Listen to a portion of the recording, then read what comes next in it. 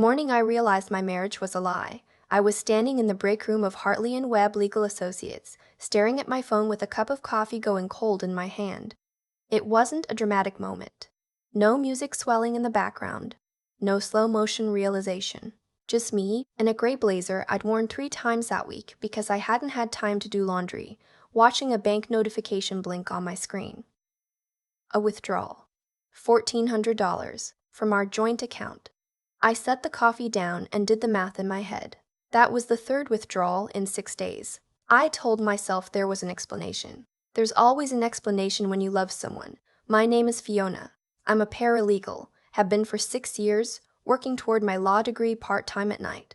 I'm the kind of person who double-checks everything: contracts, timelines, dates, fine print. At work, I catch the details everyone else misses. That's literally my job. Which is why what happened to me is something I still struggle to explain, even now. I met my husband at a friend's birthday dinner in Austin 4 years ago. He was funny and warm, and he looked at me like I was the most interesting person in the room. His name was Greg. He was finishing a master's program in business administration, had a plan for everything, talked about the future like he'd already mapped it out on a whiteboard somewhere. I fell hard. I'm not ashamed to say that. I was 30, I was lonely in a way I didn't have a name for, and here was this man who seemed to see me. We got married 18 months later. Small ceremony at a venue outside the city, fairy lights, my mom crying happy tears in the front row. My college roommate was my maid of honor. It was a good day. I want to be clear about that. It was genuinely a good day, and I held on to that for a long time, longer than I should have. The problems started small. They always do, right? Greg graduated 6 months after our wedding. He had a job lined up, or so I thought. Something in consulting, he'd said. He'd been vague about it, but I wasn't worried. He was smart. He was driven. It was just a matter of timing. The timing never came. A month passed. He was networking. 2 months. He had a few leads. 3 months. His former professor had a contact. It just needed a follow-up. I was paying our rent, $150 for a 2-bedroom in East Austin, covering utilities, groceries, his student loan minimums, my own loans, insurance. I was making about $58,000 a year at the firm. Not bad, but not two-person with no second income comfortable either. I didn't say anything for a while. I told myself it was temporary. I told myself he needed support, not pressure. That's what you do for a partner. By month 6, the consulting job had quietly disappeared from conversation entirely. Greg started spending his days at coffee shops, said he was working on a business idea. He'd come home excited sometimes, talking about disruption and B2B models and scalability, and I'd sit across the dinner table and nod and ask questions, and try to believe in it as much as he did. But the withdrawals from our joint account, the one where I deposited my paychecks, were getting harder to explain. What was this charge at Dave & Buster's? I asked once, casually, like I was just tidying up the spreadsheet I kept for our finances. I met with a potential investor, he said. It's a networking thing, Fiona. You can't take investors to Denny's. I let it go. I let a lot of things go. There was a version of me, back then, who knew better. The paralegal version, the one who read every clause of every document before signing. But there's something about marriage that makes you want to trust so badly that you override what you see. You don't want to be the suspicious wife. You don't want to start fights. You tell yourself you're being a partner. What you're actually being is naive. And I say that with compassion for myself because I understand now what I didn't then, that gaslighting is slow and quiet, and it works by making you doubt your own perception, until you forget what clear thinking even felt like. By year 2, Greg still hadn't held a job. He'd freelanced briefly, made about $800 total over 3 months, and declared the market oversaturated. I had started working overtime, picking up contract work on weekends, proofreading legal briefs for a solo practitioner who paid me under the table. I was exhausted in a way that had moved past tired into something that felt structural, like fatigue had become part of my skeleton. One night, I fell asleep on the couch at 9 p.m. over a case summary. I woke up at 2 a.m. Greg was in the bedroom. He'd gone to bed without checking on me. I lay there in the dark for a minute, listening to the ceiling fan, and I felt something I hadn't let myself feel before. I felt alone, not sad, not angry, just alone, in my own apartment, in my own marriage. I told myself it was just a rough patch. The roughest moment came about 8 months before everything fell apart. We were at his cousin's wedding in San Antonio. Open bar, nice venue, the kind of event where everyone's a little louder and looser than usual. I was at the table with a few of his relatives I'd met twice, doing that thing where you smile and answer questions about your job and nod along to conversations. At some point, Greg's uncle, barrel-chested man, very loud, the kind who thinks honesty is the same as cruelty, said something to Greg about whether he was still letting his wife carry him. I felt the table go quiet, and Greg laughed. He actually laughed, easy and casual, and said, "What can I say? She needed someone. I did her a favor." There was a beat of uncomfortable laughter around the table. Someone changed the subject. I kept my face completely still and reached for my water glass. I did her a favor. I kept eating. I finished my plate. I smiled when someone made a toast. I danced once with Greg's cousin because it would have been rude not to. And the entire time, that sentence was sitting in my chest like something with weight. I did her a favor. In the car on the way back to the hotel, I asked him about it, quietly. I wasn't yelling. I never yelled. That wasn't how I fought. I said, "What did you mean by that? At dinner?" He looked over at me like I'd said something unreasonable. "I was joking, Fiona. It was a joke, you know how my uncle is. It didn't sound like a joke. You're too sensitive. You always do this. You take one thing, and you spiral." And there it was. I spiraled. I was too sensitive. I was the problem. I didn't bring it up again. But I didn't forget it either. Something shifted in me after that night. Quietly. Like a door closing slowly that you don't notice until you hear the latch. I started paying attention differently. I went back through our joint bank statements. Really went through them, the way I would a client's financial records. 12 months of transactions. I made a spreadsheet, because that's what I do. I categorized every withdrawal he'd made. What I found took me 3 hours to process. Over 14 months, Greg had withdrawn or spent from the joint account, from a credit card in both our names that I hadn't checked closely enough, just under $34,000. Restaurant tabs, subscription services, online purchases, cash withdrawals, 2 payments to what turned out to be a sports betting platform, and 1 charge I traced to a florist in our neighborhood. I don't have to explain what that last one meant. I sat at our kitchen table at midnight with my laptop and my spreadsheet, and I felt the clearest I'd felt in 2 years. Not calm, clear. There's a difference. Calm is when the noise stops. Clear is when you finally understand what the noise was. I didn't confront him. Not yet. I'm a paralegal. I know that confrontation without documentation is just a fight. Documentation without confrontation is power. I spent the next 6 weeks building a file. I pulled our full credit report and found a second card, a card he'd opened in both our names without telling me, with a $7,200 balance. I got copies of our bank statements going back to the beginning of our marriage.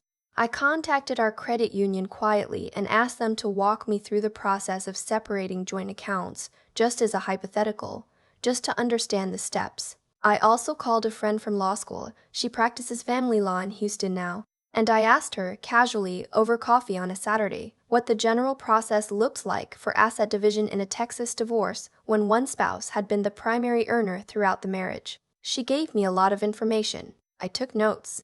I transferred my direct deposit to a new individual account. I told the payroll department it was a bank switch, which was technically true. I opened the new account at a different credit union, one Greg had no association with. I started building a cushion. I also found a therapist. Her office was near my firm, and I started going on Thursday lunch breaks, 35 minutes each way, eating a granola bar in the car. Those sessions were the first time in 2 years I said out loud the things I'd been telling myself weren't a big deal. He said he did you a favor by marrying you, my therapist repeated back to me in our second session. He was joking, I said, automatically. She didn't say anything. She just waited. I don't actually think he was joking, I said, about 30 seconds later. I filed for divorce on a Tuesday in March. My friend from Houston had referred me to a family law attorney in Austin, a woman named Ellen who had the energy of someone who had heard everything and was no longer surprised by any of it. We met for an hour. I brought my spreadsheet and my file, and she looked at it the way you look at a student who did extra credit. "You've done a lot of the work already," she said. "That's my job," I said. I had Greg served at the apartment on a Thursday afternoon. I wasn't there. I was at the firm, at my desk, working on a deposition summary. My phone buzzed at 2047 p.m. with a text from the process server confirming delivery. I finished the deposition summary. Then I went to the bathroom and sat in a stall for about 4 minutes and let myself feel it, not triumph. Something more complicated. Grief, maybe, for the version of this I'd wanted, for the fairy lights and my mom's happy tears and the person I thought he was. Then I washed my hands and went back to my desk. Greg called 7 times that evening. I let it go to voicemail. He texted 12 times, a progression from confused to angry to apologetic to threatening to apologetic again. I screenshotted everything and forwarded it to Ellen. He wanted to talk about this. He wanted to work on it. He asked how I could do this after everything he'd done for me. After everything he'd done for me. I read that text 3 times. I thought about the $34,000, the hidden credit card, the florist, the wedding in San Antonio, the way he'd said I did her a favor to a table full of people while I sat right there. I didn't respond. The divorce took 5 months. Greg hired an attorney, paid for as far as I could tell by his parents, who were not happy with me. His mother called me once and told me I was being vindictive and that marriage required sacrifice. I agreed with her about the sacrifice part and let her draw her own conclusions. Because I had transferred my direct deposit before filing and had documentation of every joint expense I covered during the marriage, the asset division process was straightforward. My attorney was thorough. The hidden credit card balance became part of the settlement. Greg was assigned responsibility for it, since the charges were predominantly his. The sports betting platforms were useful documentation. Ellen was very calm when she presented that to opposing counsel. I got the car. I got a portion of the equity we'd technically accrued on a security deposit. I got a clean financial slate. Greg got significantly less than he'd expected, from what I understand. I moved into a 1-bedroom apartment on the east side, smaller, quieter, mine, 6 weeks after the divorce finalized. I bought a secondhand couch and a coffee maker I'd wanted for 2 years, but had never bought because it seemed frivolous. I put a plant on the windowsill, a pothos because they're hard to kill and I respected that about them. My first Thursday in the new place, I sat on my secondhand couch with a mug of coffee from my new machine and I did something I hadn't done in almost 3 years. I did nothing, just sat there. No spreadsheet, no overtime, no managing someone else's moods. The quiet was. I want to find a better word for this, but the truth is, the word is enormous. The quiet was enormous. I still work at Hartley and Webb. I'm 11 credits away from finishing my degree. My Thursday therapist sessions have moved to bi-weekly now, which she said is a good sign. I still keep a detailed budget spreadsheet, but now it only tracks my own money, and there is something deeply satisfying about that. I think about that night in San Antonio sometimes. The table going quiet. The way I kept eating kept my face still, reached for my water glass. People ask me, not often, but sometimes, why I didn't say something right then. Why I didn't throw my napkin down or make a scene or demand he take it back. I always think about that for a second before I answer, because here's what I know. From 6 years of working in law, from reading depositions and contracts and settlement agreements, a reaction gets you a moment. Documentation gets you a future. I didn't want a moment. I wanted my life back. And I got it, not because I was lucky or because things worked out the way they were supposed to. I got it because I paid attention, because I kept records, and because I finally stopped letting someone else's version of who I was replace the one I actually knew. I did her a favor, he said. I think about that sentence a lot less than I used to. But when I do, when it surfaces in the quiet, in that way old things do, I just look around at my apartment, my plant on the windowsill, my coffee maker, my name on the lease. And I think, yeah, he did. Just not the favor he meant. I've thought a lot about cause and effect since all of this ended. Not in a dramatic way, just the quiet, practical way you think about things when you've had enough distance to actually see them clearly. Greg didn't become who he was overnight, and I didn't stay as long as I did because I was weak. I stayed because I kept choosing to believe the version of him I'd fallen in love with, even as the evidence in front of me kept pointing somewhere else entirely. That's not stupidity. That's what happens when your heart and your eyes are looking at two different things and you keep siding with your heart because it feels like the loyal thing to do. But here's what I know now. Loyalty without discernment isn't a virtue. It's just a slow way of losing yourself. The thing about that night in San Antonio, the wedding, the table, his uncle's voice cutting through the noise, is that it wasn't the first time Greg had made me feel small. It was just the first time he'd done it publicly in front of witnesses without bothering to hide it, and sometimes that's what it takes. Not a quiet cruelty you can explain away, but an open one, with nowhere to hide. I didn't fall apart at that table. I didn't make a scene. And I want to be honest about why. It wasn't composure, not entirely. Part of it was shock. Part of it was old habit. But some part of me, the part that had been quietly paying attention for months, understood instinctively that the worst thing I could do in that moment was react.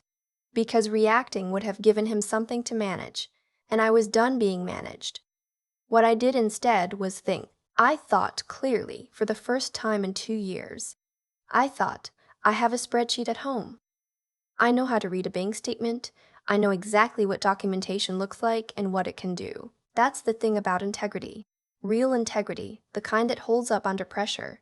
It doesn't announce itself. It just shows up when you need it, built from all the small decisions you made when no one was watching. Every hour I'd spent building professional skills.